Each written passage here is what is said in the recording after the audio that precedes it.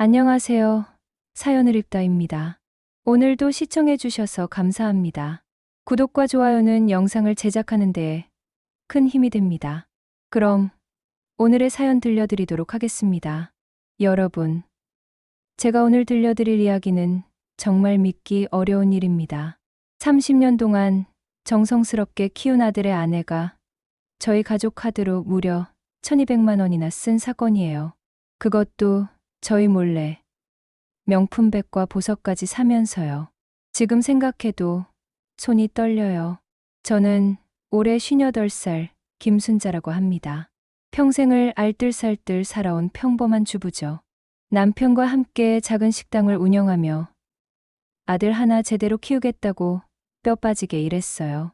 새벽 5시에 일어나서 밤 10시까지 일하는 게 일상이었거든요. 다행히 아들이 좋은 회사에 취직하고 결혼까지 하니까 정말 행복했어요. 며느리 지혜는 처음 만났을 때부터 참 예쁘고 착해 보였어요. 아들이 데려왔을 때 인사도 정중하게 하고 저한테 비싼 화장품도 사다 주고요. 어머님, 항상 건강하세요라고 말하는 모습이 얼마나 곱던지 그때만 해도 정말 좋은 며느리를 만났다고 생각했죠. 결혼식도 성대하게 치러줬어요. 남편이랑 저축해둔 돈까지 털어서 6천만 원 넘게 들였거든요. 웨딩홀 대여비만 해도 1,500만 원이었고 하객 음식값도 만만치 않았어요. 신혼집 전세금도 저희가 3천만 원 보탰고 살림살이도 새 것으로 다 사줬어요. 냉장고, 세탁기, 에어컨까지 전부 최신형으로 맞춰줬죠. 우리 아들이 부족함 없이 살았으면 하는 마음이었어요. 결혼 초기에는 정말 화목했어요. 명절 때도 챙겨오고 생일 때도 케이크 사들고 와서 축하해주고요. 제가 감기 걸렸을 때는 죽까지 끓여서 가져다 주더라고요. 어머님, 얼른 나으세요 하면서 정성스럽게 간병해주는 모습을 보고 정말 고마웠어요. 아들도 행복해하는 모습이 보여서 저는 정말 만족했어요. 이런 며느리라면 평생 잘 지낼 수 있겠다 싶었거든요. 그런데 결혼한 지 2년쯤 지나니까 조금씩 변하기 시작하더라고요. 처음에는 사소한 것들이었어요. 명절에 와서도 휴대폰만 보고 있고 설거지 같은 것도 잘 안 도와주고요. 예전에는 제가 설거지하려고 하면 어머님, 제가 할게요라고 했는데 이제는 아예 관심도 없어 보였어요. 그래도 요즘 젊은 애들이 다 그렇지 뭐 하고 넘어갔어요. 문제는 아들이 직장에서 승진하면서부터였어요. 월급이 280만 원에서 350만 원으로 늘어나니까 지혜가 갑자기 명품에 관심을 보이기 시작했거든요. 처음에는 가끔 백화점에서 간단한 액세서리 정도 사는 줄 알았어요. 어머님, 이거 어때요? 하면서 새로 산 목걸이나 귀걸이를 자랑하곤 했거든요. 그런데 나중에 알고 보니 그게 아니었어요. 어느 날 아들한테 전화가 왔어요. 엄마, 잠깐 카드 좀 빌려줄 수 있어? 급한 일이 생겨서라고 하더라고요.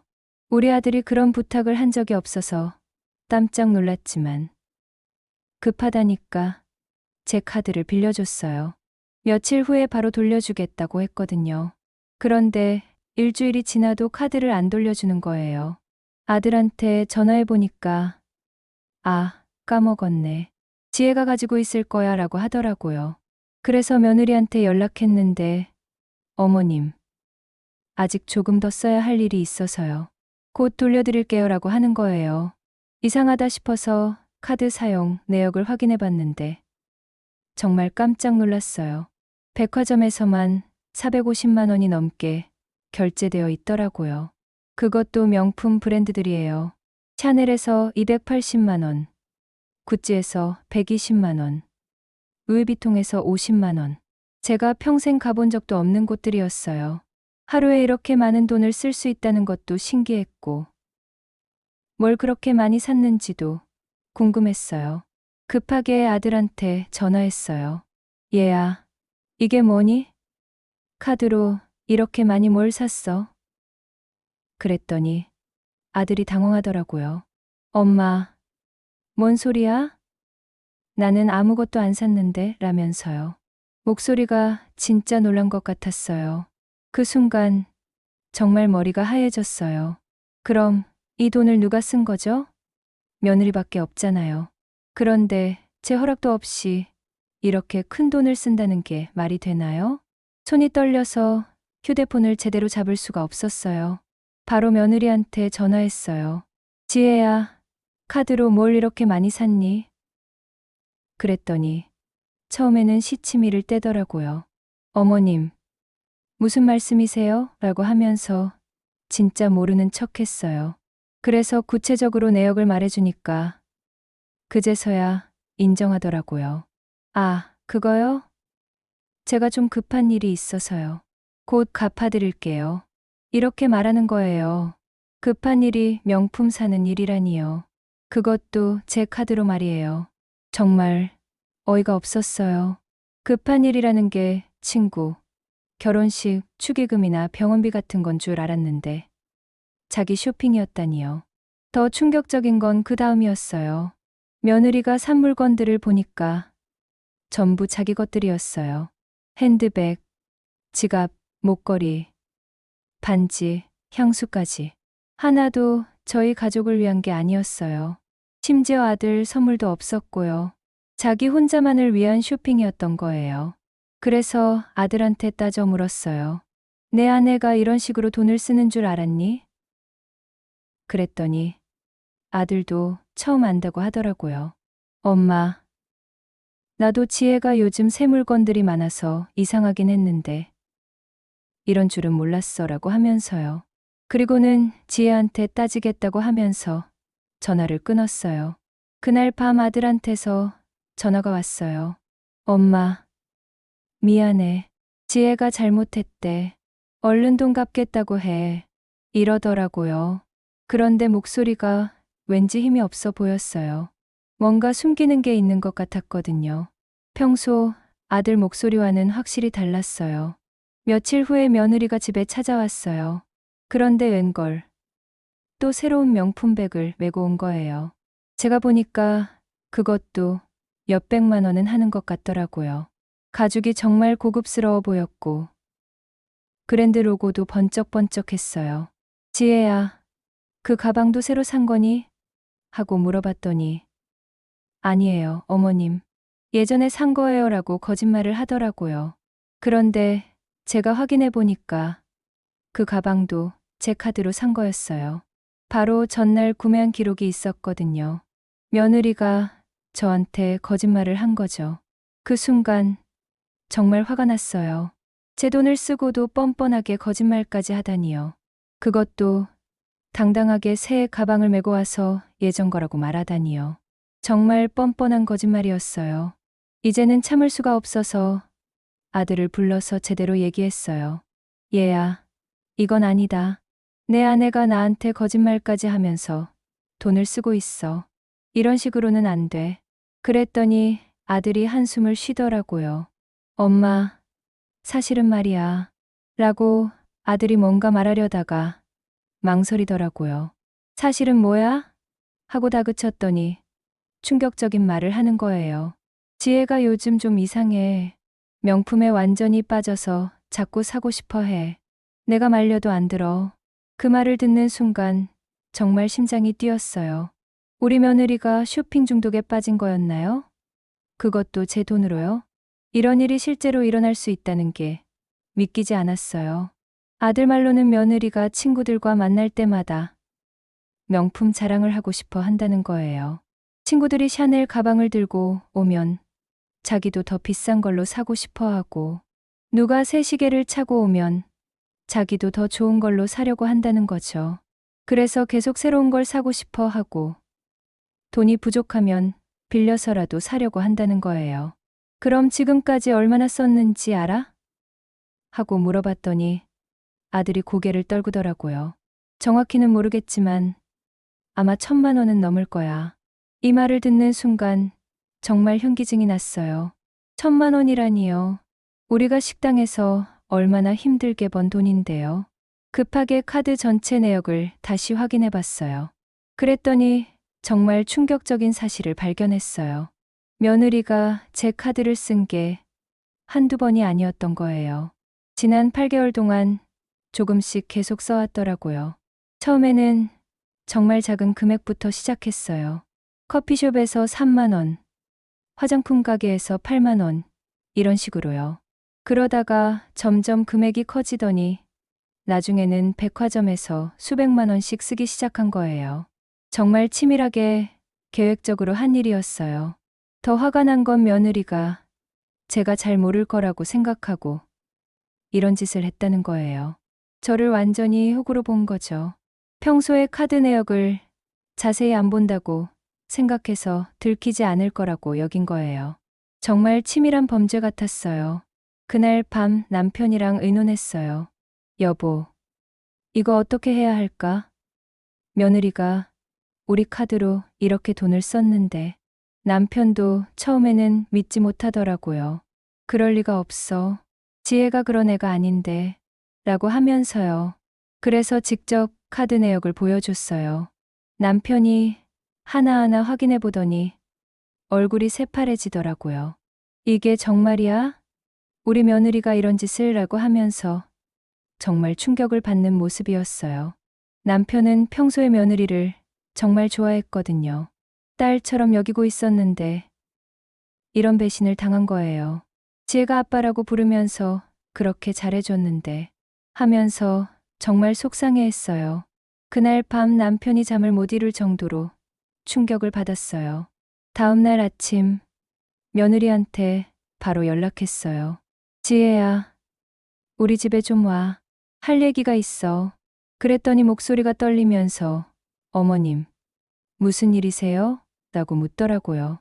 이미 눈치를 챈 것 같았어요. 며느리가 집에 왔을 때 카드 내역을 쭉 펼쳐놓고 기다렸어요. 테이블 위에 8개월치 내역을 다 프린트해서 놓았거든요. 문을 열고 들어오는 며느리의 얼굴을 보니까 이미 다 아는 표정이더라고요.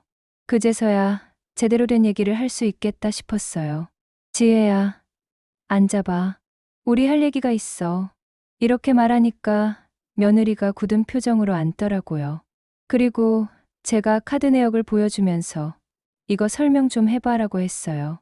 며느리가 한참 동안 말이 없더니 갑자기 울기 시작하는 거예요. 어머님, 죄송해요. 정말 죄송해요. 라고 하면서요. 그런데 제가 보기에는 진짜 반성하는 것 같지는 않았어요. 걸렸으니까 우는 것 같았거든요. 눈물도 금방 그쳤고요. 지혜야, 운다고 해서 해결되는 문제가 아니야. 내가 8개월 동안 우리 몰래 쓴 돈이 얼마인지 알아? 이렇게 물어봤더니 고개를 떨구면서 잘 모르겠어요 라고 하더라고요. 제가 직접 계산해서 말해줬어요. 총 950만 원이야. 950만 원을 내가 우리 몰래 썼어. 이 말을 듣자 며느리 얼굴이 하얘지더라고요. 자기도 이렇게 많이 쓴 줄 몰랐던 것 같아요. 그때 며느리가 한 말이 정말 어이없었어요. 어머님, 저도 모르게 그렇게 됐어요. 친구들이 자꾸 명품 자랑을 하니까 저도 갖고 싶어졌고 그러다 보니까 이런 식으로 변명을 하더라고요. 친구들이 자랑한다고 해서 남의 돈을 마음대로 쓰는 게 말이 되니? 그것도 시어머니 돈을? 이렇게 말하니까 며느리가 죄송하다는 말만 반복하더라고요. 하지만 진짜 미안해하는 것 같지는 않았어요. 그런데 더 황당한 건 그 다음이었어요. 며느리가 갑자기 어머님, 그런데 저희 신혼집 전세금도 어머님이 보태주신 거잖아요. 그러니까 어느 정도는 괜찮지 않을까요? 라고 하는 거예요. 이 말을 듣는 순간 정말 기가 막혔어요. 신혼집 전세금 도와준 것과 몰래 카드 쓴 것이 같은 거라고 생각하는 거예요. 정말 상식이 없는 소리였어요. 지혜야, 그게 같은 얘기니? 전세금은 내가 너희들 도와주려고 준 거고, 카드는 내가 내 허락도 없이 쓴 거잖아. 어떻게 그걸 같다고 생각해? 이렇게 말했는데도 며느리는 여전히 이해를 못하는 것 같았어요. 그때 아들이 퇴근해서 집에 들어왔어요. 분위기가 심상치 않은 걸 보고 왜 이래? 무슨 일이야? 라고 묻더라고요. 그래서 지금까지 얘기한 내용을 다시 설명해 줬어요. 아들이 며느리한테 지혜야, 이게 정말이야? 엄마 카드로 이렇게 많이 썼어? 라고 물어보니까 며느리가 울면서 고개를 끄덕이더라고요.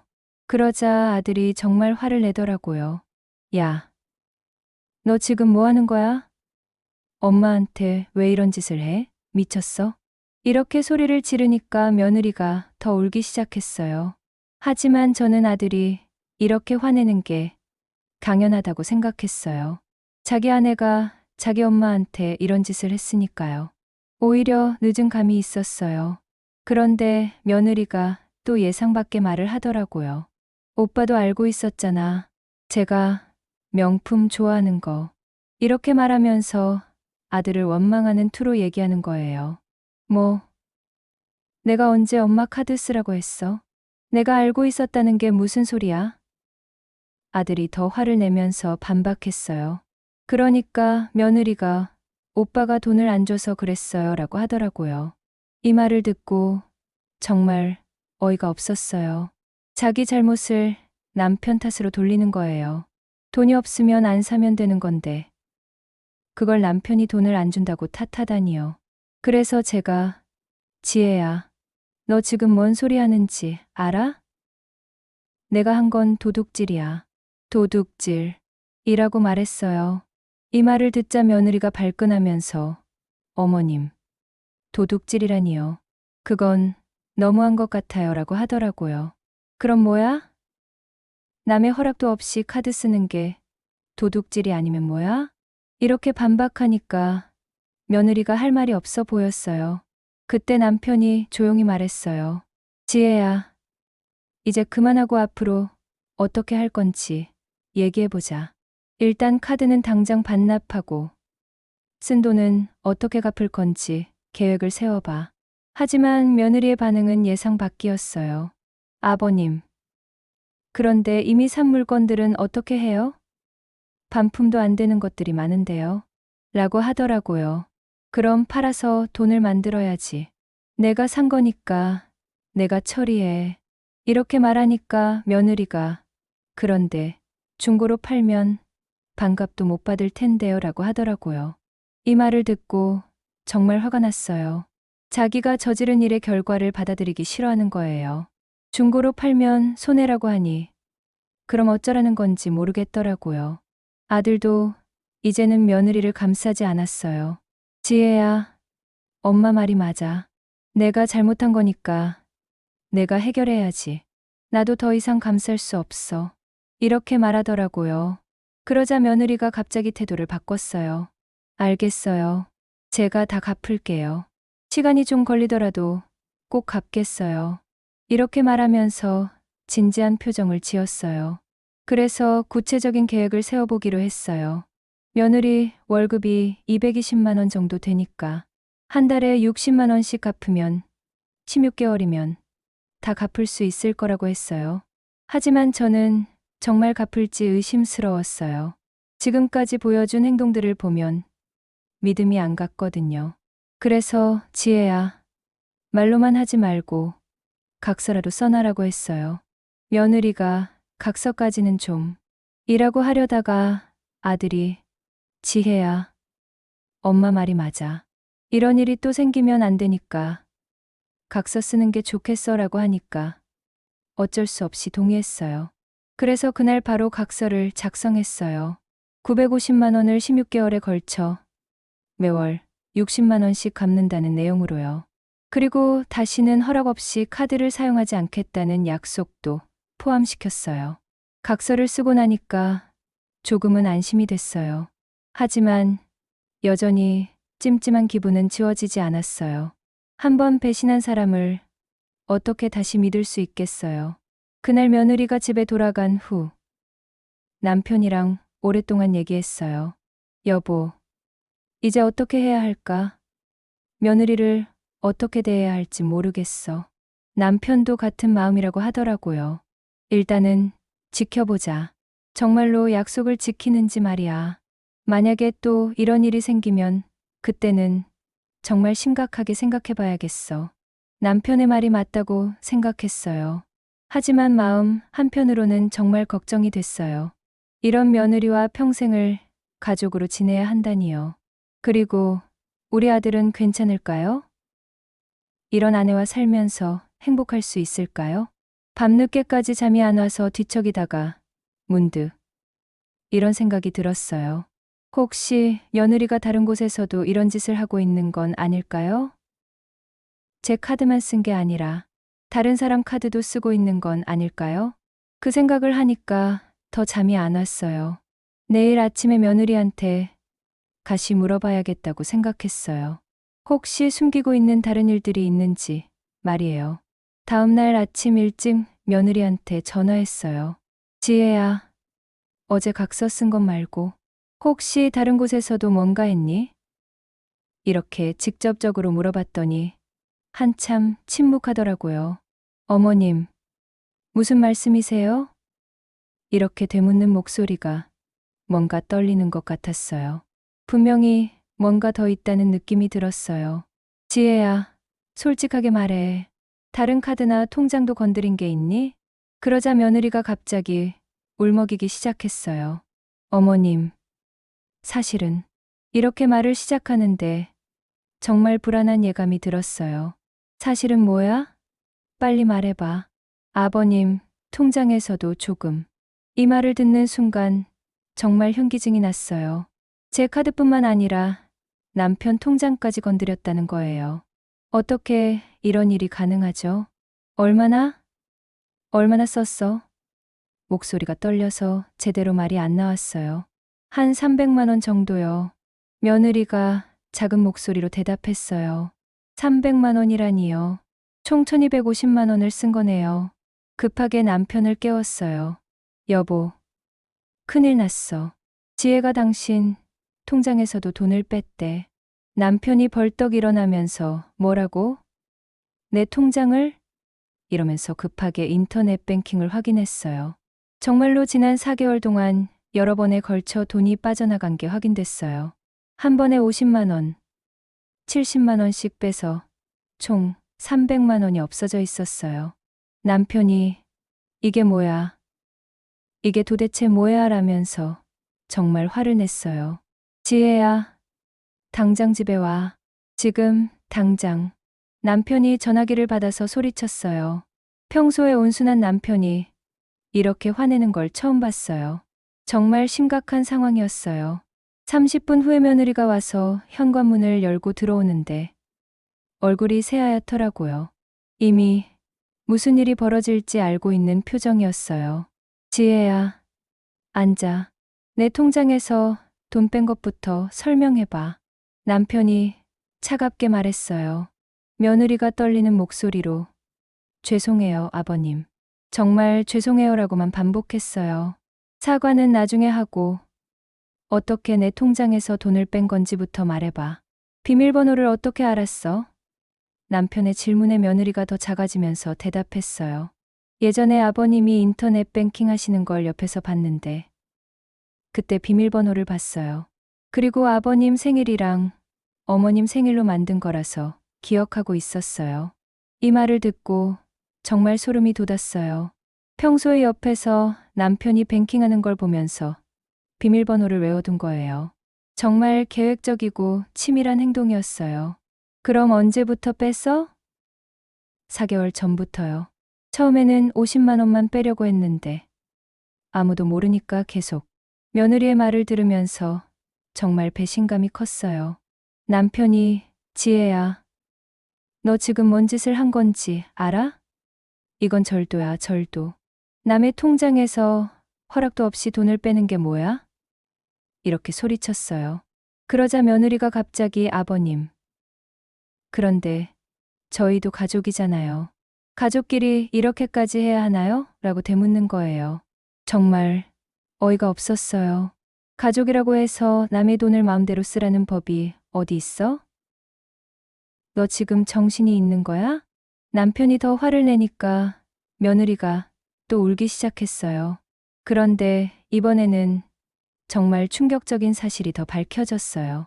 며느리가 울면서 사실 제 친구 카드도 좀 썼어요 라고 하는 거예요. 뭐라고? 친구 카드도? 저는 정말 믿을 수가 없었어요. 우리 카드, 남편 통장, 그리고 친구 카드까지. 이 사람이 도대체 얼마나 많은 곳에서 돈을 빼낸 거죠? 친구가 화장실 갈 때 가방에서 카드를 꺼내서 번호를 외워놨어요. 그리고 온라인으로 쇼핑할 때 썼어요. 며느리가 떨리는 목소리로 자백했어요. 정말 소름 끼치는 얘기였어요. 친구와 만날 때조차 카드를 훔칠 생각을 하고 있었다는 거예요. 이건 정말 범죄자 수준이었어요. 얼마나 썼어? 하고 물어보니까 한 200만 원 정도요라고 하더라고요. 그럼 총액이 1,450만 원이에요. 정말 어마어마한 금액이었어요. 그 순간 남편이 일어서면서 지혜야, 이제 경찰서에 신고해야겠어. 이건 더 이상 가족 간의 문제가 아니야 라고 말했어요. 며느리가 깜짝 놀라면서 아버님, 경찰서는 안 돼요. 제발 그러지 마세요 라고 애원했어요. 그제서야 사태의 심각성을 깨달은 것 같았어요. 그때 아들이 출근 준비를 하다가 집안 분위기가 이상한 걸 알고 나왔어요. 왜 또 이래? 어제 다 정리한 거 아니야? 이렇게 묻더라고요. 얘야, 어제 끝난 게 아니야. 지혜가 아빠 통장에서도 돈을 뺐고 친구 카드까지 썼어. 총 1,450만 원이야. 제가 말해주니까 아들 얼굴이 하얘지더라고요. 뭐라고? 지혜야, 이게 정말이야? 아들이 믿을 수 없다는 표정으로 물어봤어요. 며느리가 고개를 끄덕이니까 아들이 주저앉더라고요. 지혜야, 너 완전히 미쳤구나. 친구 카드까지? 너 지금 범죄자야. 범죄자. 아들이 정말 절망적인 목소리로 말했어요. 그런데 며느리가 한 대답이 정말 충격적이었어요. 오빠, 저는 그냥 빌린 거예요. 나중에 다 갚으려고 했던 거고요. 범죄라는 건 너무 심한 것 같아요. 이 말을 듣고 정말 기가 막혔어요. 허락도 없이 남의 카드와 통장에서 돈을 빼놓고 빌린 거라고 표현하는 거예요. 그때 남편이 진짜 심각한 얘기를 꺼냈어요. 지혜야, 이제 정말 경찰서에 신고할 수밖에 없겠어. 내가 한 짓은 명백한 절도야. 그리고 친구한테도 알려야겠고. 며느리가 완전히 패닉 상태가 됐어요. 아버님, 안 돼요. 경찰서 신고하면 제가 전과자가 돼요.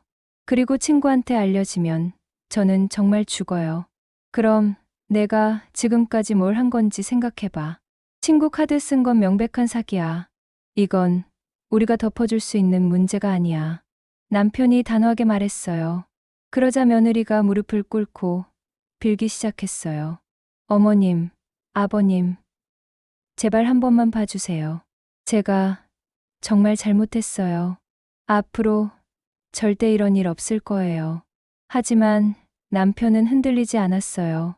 지혜야, 이미 너한테 기회를 줬어. 그런데 또 다른 곳에서 돈을 빼고 심지어 친구까지 속였잖아. 이제는 더 이상 믿을 수 없어. 그때 갑자기 초인종이 울렸어요. 누가 왔나 싶어서 문을 열어보니까 며느리 부모님이 서 계셨어요. 며느리가 급하게 연락한 것 같았어요. 며느리 어머니가 저희 집에 와서 첫 마디가 죄송합니다. 정말 죄송합니다였어요. 그리고 우리 딸이 이런 짓을 했다니 정말 어떻게 사과를 드려야 할지 모르겠습니다라고 하시더라고요. 며느리 아버지도 사위 어머니, 아버지, 정말 면목이 없습니다.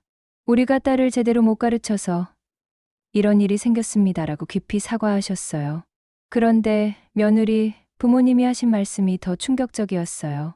사실 저희도 지혜가 요즘 명품을 많이 사는 게 이상했어요. 월급으로는 감당이 안 될 텐데 어떻게 사나 싶어서요. 며느리 어머니가 계속 말씀하셨어요. 그래서 지혜한테 물어봤더니 남편이 월급이 많이 올라서 괜찮다고 하더라고요. 그런데 이런 일이었다니. 이렇게 말씀하시면서 정말 속상해 하셨어요. 며느리가 자기 부모님한테까지 거짓말을 했던 거예요. 명품 살 돈이 어디서 나오는지 물어보니까 남편 월급이 올랐다고 둘러댄 거죠. 며느리 아버지가 사위 부모님, 일단 돈부터 갚겠습니다. 저희가 가진 돈을 다 털어서라도 갚겠습니다라고 하셨어요. 하지만 저희는 그럴 수 없다고 했어요. 아니에요. 고마우시지만 그렇게 하시면 안 돼요. 지혜가 잘못한 건데 부모님이 대신 갚으시면 지혜가 반성을 안 해요. 며느리 어머니가 저에게 따로 말씀하셨어요. 사실 지혜가 어릴 때부터 욕심이 많았어요. 남들이 가진 걸 보면 자기도 갖고 싶어 하고요. 그런데 이렇게까지 할 줄은 몰랐어요. 이 말씀을 듣고 며느리의 행동이 갑자기 생긴 게 아니라는 걸 알았어요. 어릴 때부터 그런 성향이 있었던 거죠. 며느리 아버지도 앞으로는 저희가 지혜를 잘 관리하겠습니다. 이런 일이 다시는 일어나지 않도록 하겠습니다라고 약속하셨어요. 그런데 이때 정말 믿을 수 없는 일이 벌어졌어요. 며느리가 자기 부모님한테 엄마, 아빠, 왜 와서 사과해요? 저는 그렇게 큰 잘못을 한 게 아닌데요 라고 말하는 거예요. 며느리 부모님이 깜짝 놀라시더라고요. 지혜야, 뭔 소리야? 내가 남의 돈을 1,450만 원이나 썼는데 큰 잘못이 아니라고? 그렇게 따지면 신혼집 전세금도 도와주셨잖아요. 그러니까 서로 도움을 주고받는 거죠. 며느리가 이렇게 말하니까 며느리 아버지가 정말 화를 내셨어요. 야, 너 지금 뭔 소리를 하는 거야? 도와주는 것과 훔치는 것이 같다고 생각해? 며느리 아버지가 소리를 지르니까 며느리가 움츠러들었어요. 그런데 며느리가 또 어이없는 말을 했어요. 아빠도 옛날에 회사 돈 잠깐 빌려 쓴 적 있잖아요. 그때는 괜찮았으면서 왜 저만 그러세요? 이 말을 듣자 며느리 아버지가 정말 분노하셨어요. 야, 그때는 회사에 미리 말하고 급여에서 공제하기로 한 거야. 내가 한 건 완전히 다른 거야. 며느리 어머니도 지혜야, 내가 지금 아빠한테 뭔 소리를 하는 거야? 아빠는 허락받고 한 거고 너는 몰래 한 거잖아 라고 말씀하셨어요. 하지만 며느리는 여전히 이해하지 못하는 것 같았어요. 그래도 결과적으로는 같은 거 아니에요? 남의 돈을 쓴 거잖아요. 정말 답답했어요. 허락받고 쓰는 것과 몰래 쓰는 것이 같다고 생각하는 거예요. 이런 사람과 어떻게 대화를 할 수 있을까요? 그때 아들이 중요한 결정을 내렸어요. 지혜야, 나는 더 이상 참을 수 없어. 우리 이혼하자. 이렇게 말하니까 며느리가 완전히 당황했어요. 오빠, 뭐라고? 이혼, 왜 갑자기 이혼 얘기를 해요? 며느리가 놀란 표정으로 물어봤어요. 갑자기가 아니야. 내가 계속 이런 식으로 하니까 더 이상 같이 살 수 없어. 내 부모님한테 이런 짓을 하고도 뻔뻔하게 변명만 하는 사람과는 못 살겠어. 며느리 부모님도 깜짝 놀라셨어요. 사위야, 그렇게까지 하지 말고 한 번만 더 기회를 줘봐. 지혜가 정말 잘못을 깨닫고 바뀔 거야. 하지만 아들은 어머님, 아버님, 죄송하지만 이미 기회를 여러 번 줬어요. 그런데 지혜는 바뀌지 않아요. 오히려 더 뻔뻔해져요. 정말 그랬어요. 며느리는 시간이 갈수록 더 뻔뻔해지고 있었어요. 처음에는 그래도 미안해하는 척이라도 했는데 이제는 아예 자기 잘못이 아니라는 식으로 말하고 있었어요. 며느리가 울면서 오빠, 제가 잘못했어요. 정말 잘못했어요. 이혼은 안 돼요. 저 어떻게 혼자 살아요? 라고 애원했어요. 하지만 아들은 지혜야, 늦었어. 이미 내가 우리 가족한테 한 짓이 용서 범위를 넘었어. 그리고 내가 진짜 반성하는 것 같지도 않고. 며느리 아버지가 지혜야, 사위 말이 맞다. 내가 한 짓을 보면 이혼당해도 할 말이 없어. 그래도 사위가 한 번만 더 기회를 달라고 하니까 정말 마지막이야. 그래서 결국 마지막 기회를 주기로 했어요. 하지만 조건이 있었어요. 며느리가 친구한테 직접 사과하고 친구 카드로 쓴 돈을 즉시 갚아야 한다는 거였어요. 그리고 앞으로는 며느리, 부모님이 직접 며느리의 카드 사용 내역을 매월 확인하기로 했어요. 또한 저희 집에 와서 일주일에 한 번씩 반성문을 써서 읽어주기로 했어요. 며느리는 이런 조건들이 자존심 상한다고 했지만 선택의 여지가 없었어요. 이혼하거나 이 조건들을 받아들이거나 둘 중 하나였거든요. 결국 며느리가 조건을 받아들였어요. 그리고 그날 바로 친구한테 전화해서 사과했어요. 친구는 처음에는 믿지 못하다가 나중에는 정말 화를 냈다고 하더라고요. 지혜야, 나는 내가 이런 사람인 줄 몰랐어. 정말 실망이야. 그리고 당장 내 돈 갚아. 친구가 이렇게 말했다고 며느리가 울면서 말했어요. 며느리 부모님이 친구한테 쓴 200만 원은 바로 갚아주셨어요.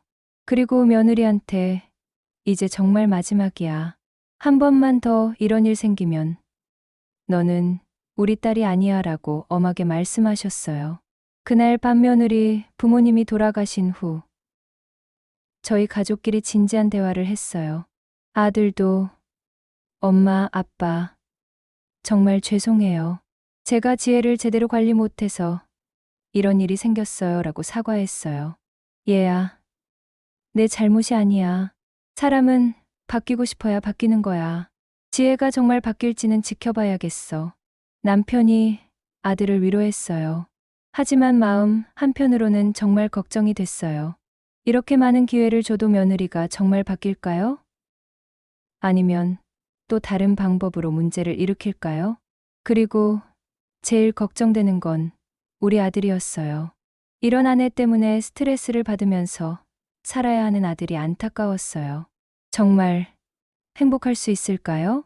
다음 날부터 며느리가 저희 집에 와서 반성문을 읽기 시작했어요. 첫 번째 반성문은 그래도 제대로 쓴 것 같았어요. 제가 정말 잘못했습니다. 가족의 신뢰를 저버리고 돈을 훔친 제가 정말 나쁜 사람입니다라고 썼더라고요. 하지만 시간이 지날수록 반성문의 내용이 이상해지기 시작했어요. 저는 명품을 사고 싶은 마음이 너무 컸습니다. 하지만 이제는 그런 마음을 조절하겠습니다라는 식으로 써오는 거예요. 자기가 훔친 건 반성하지 않고 명품을 사고 싶었던 마음만 반성한다는 거예요. 정말 핵심을 모르는 것 같았어요.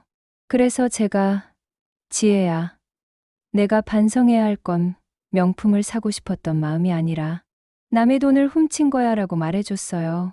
그러자 며느리가 어머님, 저는 훔친 게 아니라 빌린 거예요. 나중에 갚으려고 했던 거고요 라고 또 그 말을 하더라고요. 정말 답답했어요. 몇 번을 말해줘도 이해하지 못하는 거예요. 허락 없이 쓰는 건 빌리는 게 아니라 훔치는 거라는 걸 왜 모를까요? 그런데 며칠 후에 또 문제가 생겼어요. 며느리가 새로운 화장품을 샀다는 거예요. 그것도 꽤 비싼 걸로요. 아들이 발견하고 지혜야, 이거 뭐야? 또 쇼핑했어? 라고 물어봤대요. 며느리가 이건 제 돈으로 산 거예요. 그리고 별로 비싸지도 않아요 라고 대답했다고 하더라고요. 하지만 아들이 확인해 보니까 그 화장품이 80만 원이나 하는 거였어요. 80만 원을 별로 비싸지 않다고 표현하는 며느리를 보면서 정말 기가 막혔어요. 이 사람은 정말 돈에 대한 감각이 없는 것 같았어요. 아들이 지혜야, 80만 원이 별로 비싸지 않다고? 너 지금 정신 있어? 라고 화를 냈다고 하더라고요. 그러자 며느리가 오빠는 화장품 가격을 몰라서 그래요. 요즘에는 이 정도가 보통이에요 라고 대답했대요. 정말 어이가 없었어요. 지금 상황에서 80만 원짜리 화장품을 사놓고는 보통 가격이라고 말하다니요. 아들이 저한테 전화해서 이 얘기를 했을 때 저는 바로 며느리한테 연락했어요. 지혜야, 또 비싼 화장품 샀다며? 지금 상황에서 그럴 때야? 며느리가 어머님, 그런데 저도 기본적인 화장품은 써야 하잖아요. 그리고 제 돈으로 산 거예요 라고 변명했어요. 그래서 며느리 부모님한테 연락했어요. 며느리 어머니가 깜짝 놀라시더라고요. 뭐라고요? 또 샀다고요? 지혜한테 분명히 말했는데. 그날 저녁에 부모님이 며느리를 데리고 저희 집에 오셨어요. 며느리 아버지가 정말 화가 나 있는 상태였어요. 지혜야, 이제 내 카드를 다 회수할 거야. 그리고 용돈도 우리가 관리하겠어. 며느리가 깜짝 놀라면서 아빠, 그럼 저는 어떻게 살아요? 필요한 것도 못 사게 해요? 라고 물어봤어요. 필요한 건 우리가 사줄 거야. 하지만 내가 직접 돈을 만지는 건 안 돼. 너는 돈에 대한 감각이 전혀 없어. 며느리 아버지가 단호하게 말씀하셨어요. 결국 그날부터 며느리의 모든 카드가 회수됐어요. 그리고 필요한 건 며느리, 부모님이나 아들이 직접 사주기로 했어요. 처음 며칠은 괜찮았어요. 하지만 일주일쯤 지나니까 문제가 생기기 시작했어요. 며느리가 꼭 필요한 것들도 가장 비싼 걸로만 요구했어요. 샴푸, 비누, 세제까지 전부 프리미엄 제품만 달라고 하는 거예요. 그런데 이보다 더 심각한 문제가 생겼어요. 며느리가 친구들한테 돈을 빌리기 시작한 거예요. 어느 날 며느리 친구가 아들한테 전화를 했어요. 오빠, 지혜가 저한테 50만 원 빌려갔는데 언제 갚을 거예요? 아들이 깜짝 놀라서 물어봤더니 급한 일이 있다고 해서 빌려줬는데 연락이 안 돼요 라고 하더라고요. 급하게 며느리한테 연락해서 확인해 보니 친구 생일 선물 사려고요 라고 대답했어요. 50만 원짜리 생일 선물을 사려고 돈을 빌렸다는 거예요. 지혜야, 친구 생일 선물이 50만 원이야? 그리고 지금 내가 돈 빌릴 상황이야? 아들이 화를 내니까 며느리가 그런데 좋은 친구니까 좋은 선물을 줘야죠 라고 하더라고요. 정말 답답했어요. 지금 자기가 어떤 상황인지 전혀 모르고 있는 거예요. 더 충격적인 건 그 다음이었어요. 며느리가 여러 친구들한테 돈을 빌렸다는 사실이 밝혀진 거예요. 총 5명의 친구한테서 300만 원을 빌렸더라고요. 지혜야, 너 친구들한테 총 얼마나 빌렸어? 아들이 다그쳤더니 며느리가 많이는 아니에요. 필요한 것만 빌렸어요 라고 했어요. 하지만 친구들한테서 연락이 계속 왔어요. 지혜가 돈을 갚지 않아요. 연락도 안 받아요. 이제 어떻게 해야 하죠? 아들이 정말 화가 나서 며느리한테 너 지금 친구들을 다 사기꾼으로 만들고 있어. 이게 정상이야? 라고 소리쳤어요. 그런데 며느리가 한 대답이 더 충격적이었어요. 오빠, 친구들이 너무 성급해요. 조금만 기다리면 되는데 왜 이렇게 재촉해요?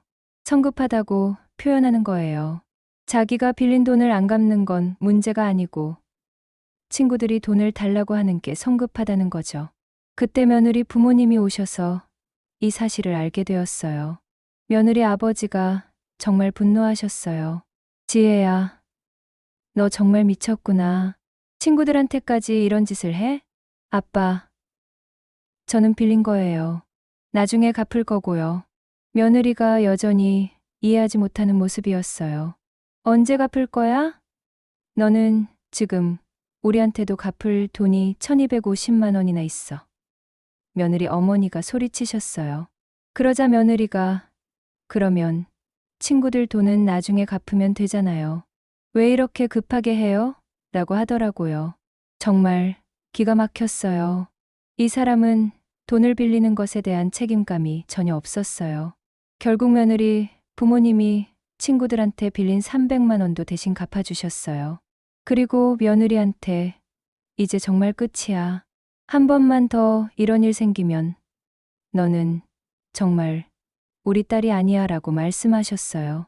하지만 며느리는 여전히 자기가 뭘 잘못했는지 모르는 것 같았어요. 엄마, 아빠가 갚아주시면 되잖아요. 왜 이렇게 화를 내세요? 이 말을 듣자 며느리 어머니가 정말 절망하시더라고요. 지혜야, 내가 지금 뭔 소리를 하는지 알아? 우리가 왜 내 빚을 갚아줘야 해? 그런데 이때 또 다른 문제가 터졌어요. 며느리가 회사에서 동료들한테도 돈을 빌렸다는 거예요. 아들이 우연히 며느리 회사 동료를 만났는데 그 동료가 지혜 씨가 빌려간 돈 언제 갚을까요? 벌써 2개월이 지났는데 라고 말하더라고요. 집에 와서 며느리한테 따져보니까 회사 동료 3명한테서 총 150만 원을 빌렸다는 거예요. 지혜야, 너 정말 미쳤어. 회사에서까지 돈을 빌려? 아들이 정말 화를 냈어요. 오빠. 그런데 점심값이 부족해서 어쩔 수 없었어요. 그리고 회사 사람들은 이해해 줄 거예요. 며느리가 이렇게 대답했어요. 점심값이 부족해서 150만 원을 빌렸다는 거예요. 도대체 어떤 점심을 먹었길래 그렇게 많은 돈이 필요했을까요? 자세히 물어보니까 며느리가 회사 동료들과 점심 먹을 때마다 가장 비싼 식당만 가자고 했다는 거예요. 그리고 자기가 돈이 없으니까 동료들한테 빌려서 먹었다는 거죠. 지혜야, 돈이 없으면 싼 곳에서 먹으면 되잖아. 왜 비싼 곳에 가서 남한테 빌려? 아들이 따져 물었어요. 오빠. 그런데 동료들이 비싼 곳에 가자고 하는데 저만 안 갈 수는 없잖아요. 그럼 왕따 당해요. 며느리가 이렇게 변명했어요. 정말 어이가 없었어요. 왕따 당하는 게 싫어서 남의 돈으로 비싼 식당에 다녔다는 거예요. 더 황당한 건 며느리가 회사에서 자기 신혼집이 얼마나 넓고 좋은지, 시댁에서 얼마나 잘해주는지 자랑하고 다녔다는 거예요. 그래서 동료들이 지혜 씨는 시댁이 부자인가 봐요라고 생각하고 있었다는 거죠. 그런 상황에서 돈을 빌린 거였어요. 아들이 지혜야, 너 회사에서 뭐라고 했어? 시댁이 부자라고 했어? 라고 물어보니까 며느리가 그런 게 아니라 그냥 좋게 얘기한 거예요 라고 했어요. 좋게 얘기한 게 아니라 거짓말한 거잖아. 그래서 동료들이 너한테 돈을 빌려준 거야. 아들이 정말 화를 냈어요. 그런데 며느리는 오빠. 그런데 시댁이 정말 잘해주시잖아요. 거짓말은 아니에요 라고 했어요. 잘해주는 것과 부자인 것은 다른 문제인데 며느리는 이것도 구분하지 못하는 것 같았어요. 결국 회사 동료들한테 빌린 150만 원도 아들이 갚아야 했어요. 아들이 자기 적금을 깨서 갚았거든요. 그날 밤 아들이 저희한테 와서 엄마, 아빠, 정말 미안해요. 지혜 때문에 이런 일이 계속 생겨서 라고 사과했어요.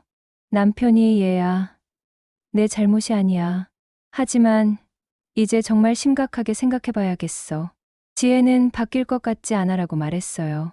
정말 그랬어요.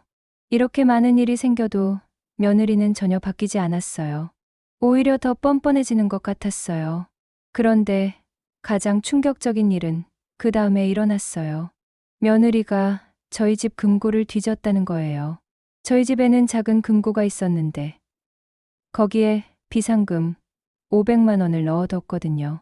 그런데 어느 날 확인해 보니까 그 돈이 200만 원밖에 없는 거예요. 처음에는 제가 잘못 기억하는 건가 싶었어요. 하지만 남편도 분명히 500만 원이 있었다고 하더라고요. 그래서 집에 CCTV를 확인해 봤는데 며느리가 금고를 여는 장면이 찍혀 있었어요. 그것도 저희가 외출한 사이에 말이에요. 정말 충격이었어요. 이제는 저희 집 금고까지 터는 거예요. 이건 정말 범죄 수준이었어요. 바로 며느리한테 연락했어요. 지혜야, 우리 집 금고에서 돈 가져간 거 맞지? 며느리가 처음에는 발뺌했어요. 어머님, 저는 그런 적 없어요. 하지만 CCTV를 봤다고 하니까 그제서야 인정했어요. 어머님, 그런데 급한 일이 있어서 잠깐 빌린 거예요. 곧 넣어둘 거였어요. 또 빌렸다는 표현을 쓰는 거예요. 허락도 없이 금고를 열어서 돈을 가져가는 게 빌리는 거라고 생각하는 거예요. 지혜야, 급한 일이 뭐였는데? 하고 물어보니까 친구가 급하게 돈이 필요하다고 해서 빌려줬어요 라고 하더라고요. 정말 기가 막혔어요. 저희 돈을 훔쳐서 친구한테 빌려줬다는 거예요. 이런 일이 실제로 일어날 수 있다는 게 믿기지 않았어요. 그날 바로 며느리 부모님과 아들을 불러서 가족회의를 했어요. 이제는 정말 참을 수 없는 지경에 이른 것 같았어요. 그날 바로 며느리 부모님과 아들을 불러서 가족회의를 했어요. 며느리 아버지가 오시자마자 이번에는 또 뭔 일입니까? 라고 물어보시는 모습에서 정말 지치신 게 느껴졌어요. 제가 금고일을 설명해 드리니까 며느리 어머니가 세상에 이제 금고까지 라고 하시면서 정말 절망하시더라고요. 며느리 아버지가 며느리한테 지혜야, 너 정말 정신이 나갔구나. 이제 도둑질까지 하고 다니니? 라고 소리치셨어요. 며느리가 아빠, 도둑질이 아니라 빌린 거라고 했잖아요 라고 하니까 며느리 아버지가 허락 없이 남의 돈 가져가는 게 빌리는 거야? 그럼 은행 털어도 빌리는 거냐? 라고 화를 내셨어요. 그런데 며느리가 한 대답이 정말 충격적이었어요. 아빠, 은행이랑 어떻게 비교해요? 시댁은 가족이잖아요. 가족이니까 허락 없이 돈을 가져가도 된다고 생각하는 거예요. 정말 상식이 통하지 않는 사람이었어요. 남편이 지혜야, 가족이라고 해서 뭘 해도 되는 게 아니야. 기본적인 예의는 지켜야지라고 말했지만 며느리는 그런데 어머님, 아버님도 저를 딸처럼 생각한다고 하셨잖아요 라고 대답했어요. 정말 어이가 없었어요. 딸처럼 생각한다는 말을 이런 식으로 악용하다니요. 그때 아들이 정말 중요한 말을 했어요. 지혜야, 이제 정말 끝이야. 나는 더 이상 참을 수 없어. 우리 정말 이혼하자. 이번에는 정말 진지한 목소리였어요. 이전과는 다른 느낌이었어요. 며느리가 깜짝 놀라면서 오빠, 진짜 이혼할 거예요? 농담이죠? 라고 물어봤지만 아들은 농담 아니야. 나는 정말 지쳤어 라고 대답했어요. 며느리 부모님도 이번에는 아들을 말리지 않으셨어요. 며느리 아버지가 사위야, 우리도 이해해. 지혜가 이렇게까지 할 줄은 몰랐어 라고 하시더라고요. 며느리가 당황해서 엄마, 아빠도 오빠 편을 드는 거예요? 저는 그렇게 나쁜 딸이에요? 라고 울면서 물어봤어요. 며느리 어머니가 지혜야, 내가 나쁜 딸이 아니라 나쁜 사람이야. 남의 돈을 훔치고 거짓말하고 이게 정상이야? 라고 말씀하셨어요. 그러자 며느리가 엄마도 옛날에 아빠 몰래 돈 쓴 적 있잖아요 라고 따졌어요. 며느리 어머니가 그때는 생활비 부족해서 조금 더 쓴 거고 나중에 아빠한테 다 말씀드렸어. 내가 한 거랑은 완전히 달라라고 설명하셨지만 며느리는 결과적으로는 같은 거 아니에요? 라고 했어요. 정말 답답했어요. 이 사람은 상황의 차이를 전혀 이해하지 못하는 것 같았어요. 그때 아들이 지혜야, 너는 정말 변명만 하는구나. 지금까지 내가 한 일들을 보면 반성하는 게 정상인데 대속남 탓만 해라고 말했어요. 며느리가 오빠, 저도 반성하고 있어요. 그런데 오빠들이 너무 심하게 몰아가는 것 같아요 라고 했어요. 심하게 몰아간다는 표현을 쓰는 거예요. 자기가 저지른 일에 책임을 지라고 하는 게 심하게 몰아가는 거라고 생각하는 거예요. 그 순간 정말 깨달았어요. 이 사람은 절대 바뀌지 않을 거라는 거려. 아무리 기회를 줘도, 아무리 설명해줘도 이해하지 못할 거예요. 남편도 같은 생각이었나 봐요. 지혜야, 이제 정말 끝이야. 우리도 더 이상 참을 수 없어. 아들 마음대로 해라고 말했어요. 며느리가 아버님, 어머님까지 이러시면 안 돼요. 저는 정말 바뀔 거예요 라고 애원했지만 저희는 더 이상 믿을 수 없었어요. 그래서 그날 이혼 절차를 밟기로 결정했어요. 아들도 엄마, 아빠, 정말 죄송해요. 제가 지혜를 잘못 봤어요 라고 사과했어요. 며느리는 끝까지 저는 그렇게 큰 잘못을 안 했는데 왜 이렇게 해요? 라고 했어요. 1,700만 원 넘게 훔치고도 큰 잘못이 아니라고 하는 거예요. 며느리 부모님이 지혜야, 이제 그만해. 너는 정말 돌이킬 수 없을 만큼 잘못했어 라고 말씀하셨어요. 이혼 절차를 밟는 동안에도 며느리는 계속 변명했어요. 저는 나중에 다 갚으려고 했어요. 가족이니까 이해해줄 줄 알았어요. 다른 사람들도 다 이런 식으로 살아요. 마지막 말이 정말 충격적이었어요. 다른 사람들도 다 이런 식으로 산다고 생각하는 거예요. 남의 돈을 훔치는 게 일반적인 일이라고 생각하는 거죠. 이혼이 확정된 후에도 며느리는 저희한테 연락했어요. 어머님, 저 정말 잘못했어요. 다시 기회를 주세요. 하지만 저는 지혜야, 이미 늦었어. 그리고 너는 지금도 뭘 잘못했는지 정확히 모르고 있잖아 라고 말했어요. 며느리가 그럼 제가 뭘 잘못했는지 가르쳐 주세요라고 하더라고요. 이 나이가 되도록 뭐가 잘못된 건지 모른다는 게 더 큰 문제였어요. 그 후 몇 달이 지났는데 며느리가 새로운 남자친구를 사귀었다는 소식을 들었어요. 그런데 그 남자친구한테도 같은 짓을 하고 있다는 거예요. 남자친구 카드를 몰래 써서 쇼핑하고 남자친구 친구들한테 돈을 빌리고 심지어 남자친구 부모님한테도 돈을 빌렸다는 거예요. 아들이 이 소식을 듣고 엄마, 지혜는 정말 안 바뀌는구나. 이혼 잘한 것 같아 라고 말하더라고요. 정말 그랬어요. 며느리는 환경이 바뀌어도 똑같은 행동을 반복하고 있었어요. 이런 사람과 계속 살았다면 저희 가족이 어떻게 됐을지 생각만 해도 끔찍해요. 지금 아들은 새로운 여자친구를 만나서 행복하게 지내고 있어요. 이번에는 정말 착하고 상식적인 사람이에요. 새 여자친구는 저희한테 와서 어머님, 아버님께 부담드리고 싶지 않아요. 제가 할 수 있는 건 제가 다 할게요 라고 말해요. 정말 며느리와는 180도 다른 사람이에요. 이런 사람이 정상인 거죠. 가끔 그때 일을 생각하면 정말 악몽 같아요. 어떻게 사람이 저럴 수 있는지 아직도 이해가 안 돼요. 하지만 한 가지 확실한 건 이런 일을 겪으면서 저희 가족이 더 단단해졌다는 거예요. 그리고 정말 중요한 게 뭔지 깨달았어요. 돈도 중요하지만 가장 중요한 건 신뢰예요. 가족 간의 신뢰가 깨지면 정말 회복하기 어려워요. 며느리는 그 신뢰를 스스로 깨뜨렸어요. 그리고 끝까지 그 심각성을 이해하지 못했어요. 지금도 가끔 며느리가 저희한테 연락해요. 어머님, 저 요즘 어떻게 지내는지 아세요? 정말 힘들어요 라고 하면서 동정을 구하려고 해요. 하지만 저는 지혜야, 그건 내가 선택한 결과야. 내가 책임져야 해라고 말해요.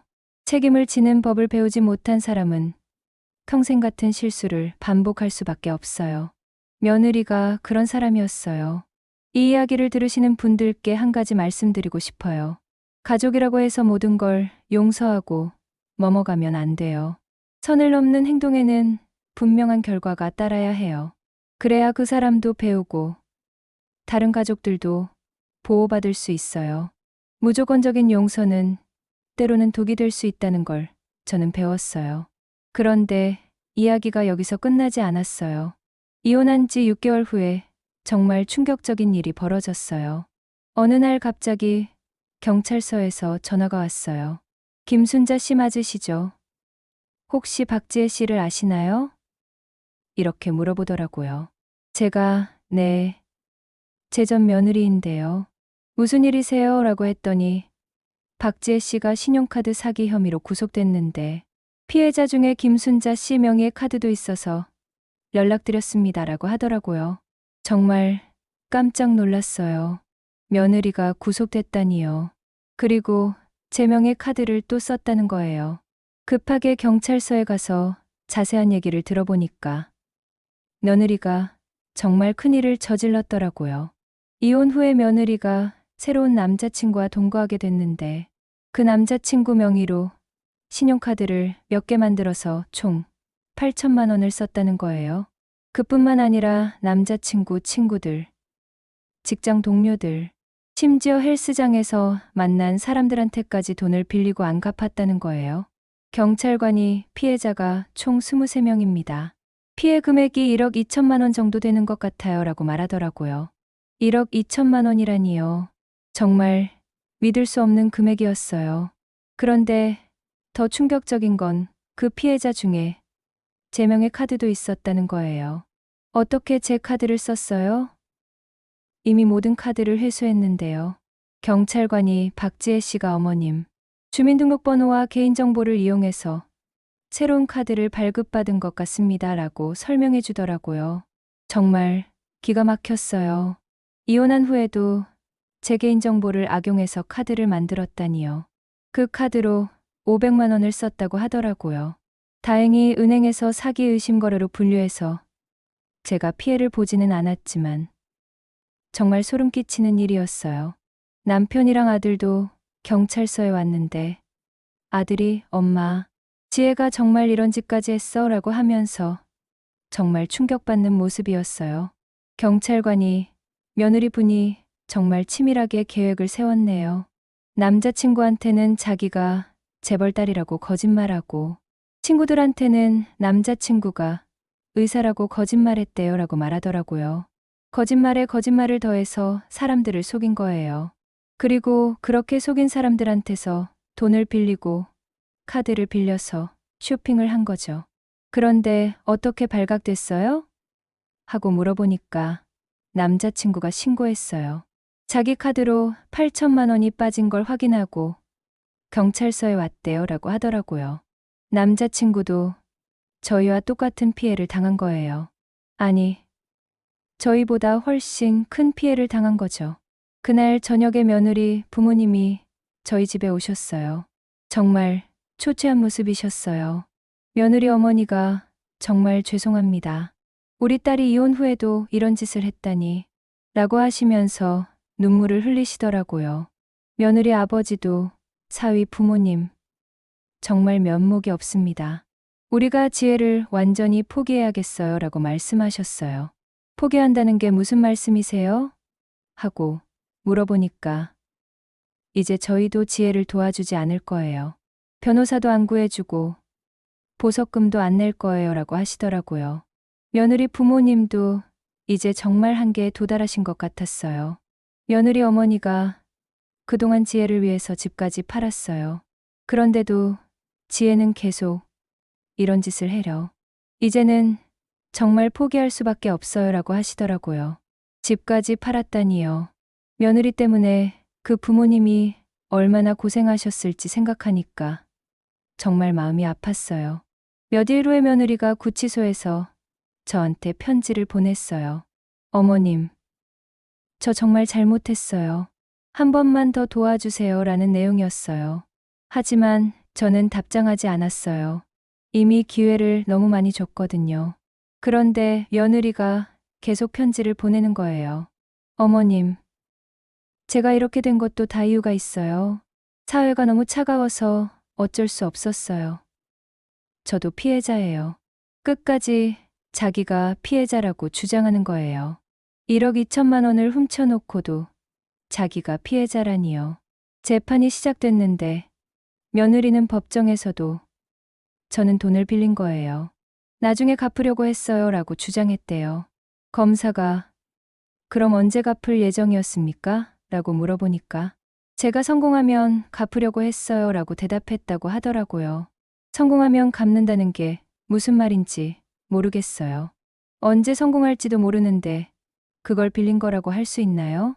판사도 피고인의 행위는 명백한 사기입니다. 반성의 기미도 보이지 않고 피해 규모도 큽니다 라고 말했다고 해요. 결국 며느리는 징역 3년을 선고받았어요. 그리고 피해자들한테 손해배상도 해야 한다고 했어요. 하지만 며느리는 돈이 없으니까 배상은 불가능한 상황이었어요. 피해자들은 돈을 못 받는 거죠. 재판이 끝난 후에 며느리 부모님이 저희한테 오셔서 정말 죄송합니다. 저희가 제대로 교육하지 못해서 이런 일이 라고 또 사과하셨어요. 하지만 저는 이제 그만하세요. 부모님 잘못이 아니에요. 지혜가 성인이 되어서 한 일이니까 지혜가 책임져야 해요라고 말씀드렸어요. 그 후 1년이 지났어요. 며느리는 감옥에서 지내고 있고 저희는 평온한 일상을 되찾았어요. 아들은 새로운 여자친구와 결혼 준비를 하고 있어요. 이번 며느리 될 분은 정말 착하고 상식적인 사람이에요. 처음 인사하러 왔을 때 어머님, 저는 제 몫은 제가 할 줄 아는 사람이에요. 부담 주지 않을게요라고 말하더라고요. 정말 이전 며느리와는 천지 차이예요. 새 며느리는 명절에 와서도 적극적으로 도와주고 제가 힘들어하면 어머님, 제가 할게요라고 먼저 나서요. 그리고 무엇보다 돈에 대한 감각이 정상이에요. 어머님, 이거 너무 비싼 것 같은데 좀 더 싼 걸로 할까요? 라고 말할 줄 아는 사람이에요. 가끔 이전 며느리 일을 생각하면 정말 악몽 같아요. 어떻게 그런 일들이 실제로 일어날 수 있었는지 아직도 믿기지 않아요. 하지만 그 일을 통해서 정말 많은 걸 배웠어요. 사람을 너무 쉽게 믿으면 안 되고 가족이라고 해서 모든 걸 용서하면 안 된다는 거려. 그리고 돈 문제는 정말 신중하게 다뤄야 한다는 것도 배웠어요. 카드 관리, 개인정보 보호, 이런 것들이 얼마나 중요한지 깨달았어요. 지금도 가끔 며느리에 대한 소식을 들어요. 감옥에서도 다른 재소자들한테 돈을 빌리려고 한다는 얘기를 들었어요. 정말 끝까지 안 바뀌는 사람이에요. 이런 사람은 환경이 바뀌어도 아무리 벌을 받아도 똑같은 행동을 반복하는 것 같아요. 반면에 새며느리를 보면서 정말 감사함을 느껴요. 이런 게 정상이구나. 이런 게 가족이구나 하는 걸 새삼 깨달아요. 지금 저희 가족은 정말 평화로워요. 돈 걱정도 없고 서로를 의심할 필요도 없어요. 이런 평범한 일상이 얼마나 소중한지 몰랐어요. 이 이야기를 듣고 계신 분들께 마지막으로 한 가지 말씀드리고 싶어요. 가족이라고 해서 무조건 참고 넘어가지 마세요. 잘못된 행동에는 분명한 선을 그어야 해요. 그래야 그 사람도 배우고 다른 가족들도 보호받을 수 있어요. 그리고 돈 문제는 정말 신중하게 다루세요. 한번 신뢰가 깨지면 회복하기 정말 어려워요. 무엇보다 상식적이고 책임감 있는 사람과 가족이 되는 게 얼마나 중요한지 깨달으셨으면 좋겠어요. 제 이야기가 누군가에게는 도움이 됐으면 좋겠어요. 저와 같은 피해를 당하는 분들이 없었으면 하는 마음이에요. 정말 긴 이야기 끝까지 들어주셔서 감사합니다. 여러분 모두 행복한 가정 이루시길 바라요.